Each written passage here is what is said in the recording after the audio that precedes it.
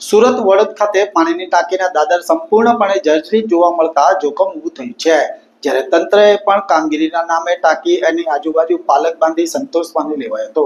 સુરત વડોદમાં પાણીની ટાંકી પર અકસ્માતનું જોખમ જોવા મળ્યું હતું. પાણીની ટાંકીના દાદર સંપૂર્ણપણે જર્જરિત હાલતમાં જોવા મળ્યા હતા, તો તંત્રએ માત્ર કામગીરીના નામે ટાંકીની આજુબાજુ પાલક બાંધી સંતોષ માની લીધો હતો. પાણીની ટાંકી પર માત્ર થીગડાઓ મારવામાં આવ્યા છે અને ઉપરના ભાગમાં હજુ પણ સળિયા દેખાઈ રહ્યા હોવાનું સામે આવ્યું હતું. 21/8/2015માં આ પાણીની ટાંકીનું લોકાર્પણ કરવામાં આવ્યું હતું, જ્યારે તંત્ર મોટી દુર્ઘટનાની રાહ જોઈ રહ્યું હોય એવું લાગી રહ્યું છે.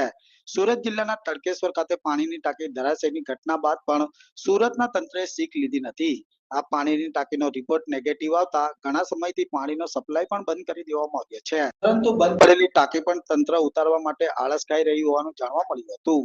નમસ્કાર, હું ધર્મેશ ભંડેરી, પ્રમુખ આમ આદમી પાર્ટી, સુરત શહેર કાઉન્સિલર, વોર્ડ નંબર 17, સુરત મહાનગરપાલિકા. સુરત મહાનગરપાલિકાના ભારતીય જનતા પાર્ટીના શાસનને 30 વર્ષ કરતાં વધારે સમય થઈ ગયો અને 30 વર્ષના સમયમાં ભ્રષ્ટાચારના અનેક ઉદાહરણ આપણે જોયા છે. ત્યારે સુરત મહાનગરપાલિકાની વડોદ ખાતેની આ પાણીની ટાંકી જે આજથી 10 વર્ષ પહેલા બની હતી, જે ટાંકીને આપણે જોઈ શકો છો કેવી દયનીય હાલત છે. આ પાણીની ટાંકી ગમે ત્યારે પડી જાય એમ છે.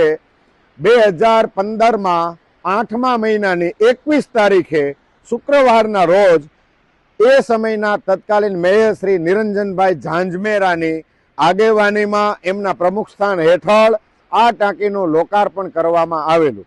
એટલે કે 10 વર્ષની માથે 5 મહિના જેટલો સમય થયો. 10 વર્ષને 5 મહિનામાં આ ટાંકીની હાલત ખખડધજ થઈ ગઈ. આ ટાંકી ગમે ત્યારે પડી શકે એમ છે. સુરત મહાનગરપાલિકાની અંદર ટેક્સના નાણાં જે લોકો જમા કરાવે છે એ સુરત શહેરની પ્રજા પોતાના પરસેવાની કમાણીમાંથી પૈસા સુરત મહાનગરપાલિકાની તિજોરીમાં એટલા માટે આપે છે, એમને એક આશા હોય કે સુરત મહાનગરપાલિકાના ભાજપના સત્તાધીશો અમારા માટે સારું ઇન્ફ્રાસ્ટ્રક્ચર ઊભું કરશે, અમારા માટે સારી સગવડતા સાથેનું જીવન અમને આપશે. પરંતુ આ તમામ આશા ઠગારી નીવડી છે.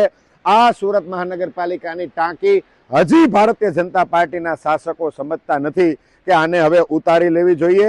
જો આને નહીં ઉતારી લઈએ તો આ ટાંકી પણ ગમે ત્યારે હેઠી પડશે અને લોકોનું જીવન જોખમમાં મુકાશે. ભારતીય જનતા પાર્ટીના ભ્રષ્ટાચારનો વધુ એક નમૂનો એટલે વડોદ ખાતેની પાણીની આ ટાંકી. જય હિન્દ, જય જય ગરવી ગુજરાત.